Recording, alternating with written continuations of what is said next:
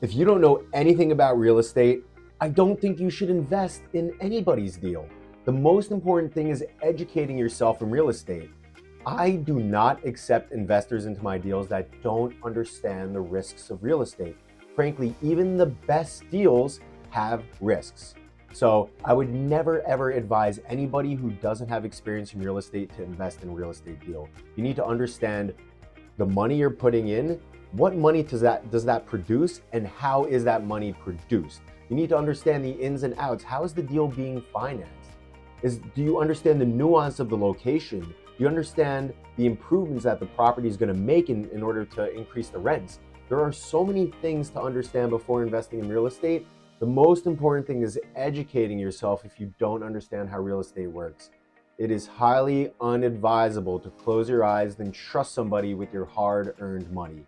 You must always do your own due diligence, even if it's somebody else's deal that they bring.